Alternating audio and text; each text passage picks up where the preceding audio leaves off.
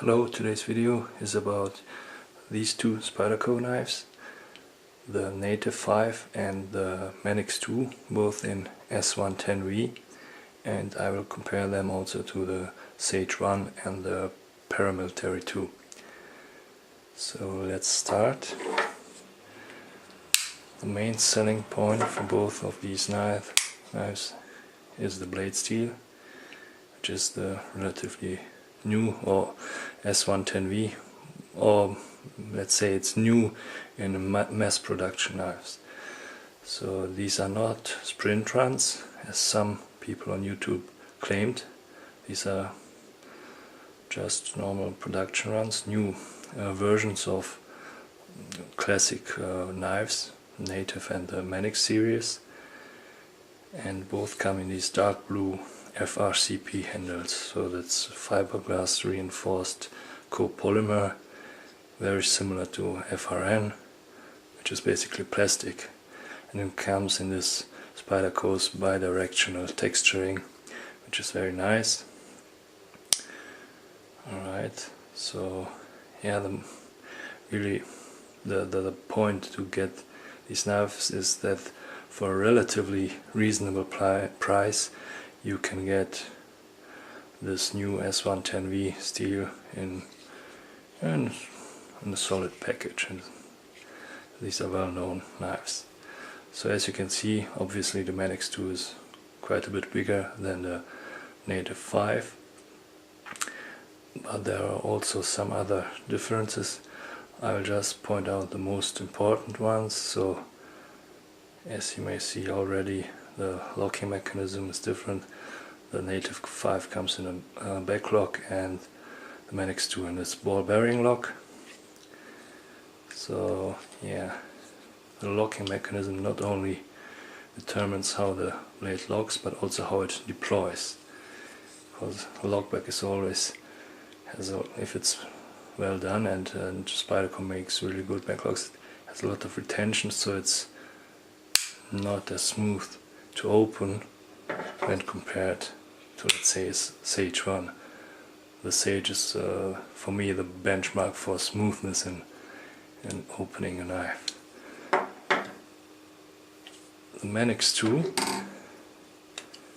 is a bit smoother, yes, but the lock is quite a bit stiff, this ball bearing lock, and at first I thought it will loosen up a bit over time, but I saw some other reviews and people claim that it will probably stay a bit stiff. So yeah, that's that. Okay, then on the back we have the pocket clips, which are a bit different. I would prefer again the Sage 1 with its deep carry pocket clip. Talking about pocket clips, on the Native 5 you have a 4-position option, so you can put it here, there, or on the other side, both up and down carry. Whereas on the Manix you can just choose left or right, tip down carry, but not tip up. And another important difference is that the Native 5 is screwed together, while the Manix 2 has pins all around, only the pivot is a screw. So if you want or need to take it apart, yeah, that's a bit of a problem on the Manix. On the Native, not so much. Blade shapes are very similar, only that the Native comes with a false edge or swedge on the top. Good slicers, as usual, with Spyderco's FFG. Yeah. About the blade steel itself, I cannot say that much, because the Native I have for a few weeks and I carry it every day, and it still has the factory edge. It hasn't been dulled, so I would say it's already surpassed S30V, which is on the Sage 1 and the Paramilitary 2. So it's good, or probably even excellent, but do you really need S110V? well, I'm talking for myself.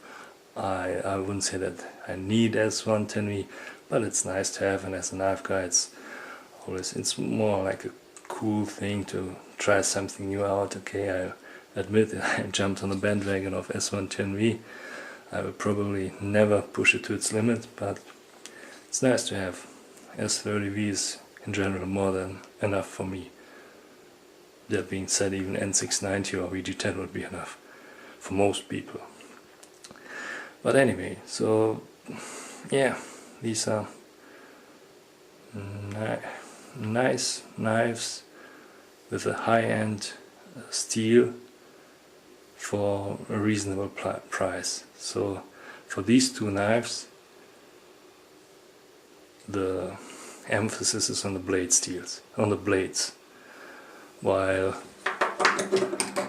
Sage and Paramilitary 2, especially this customized one, I would say these are knives that you look at as a whole. It's a whole package. It has a decent steel, not as great probably as this one, but the rest is also great. It has great fit and finish, opening locking mechanism is great, everything is great.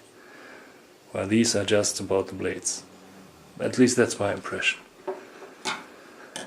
So yeah, comparing the Manix and the Paramilitary 2, similar in size, this was my go-to knife for hard use, at least in a folding knife. So this is proved to be excellent.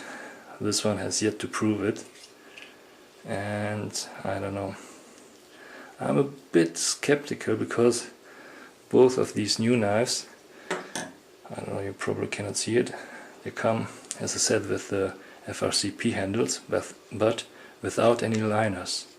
So yeah, I don't know how robust they are in any really hard use. You'll have to see. Oh yeah, and another difference when it comes to the finger choils. Both come in these 50-50 finger choils, but only the Manix 2 has a real 50% on the blade, 50 on the handle finger choil, and it's actually a bit small, which is strange because it's the bigger knife, while on the Native 5 it just fits perfectly, I would say. And here it's actually a 60-40 finger choil.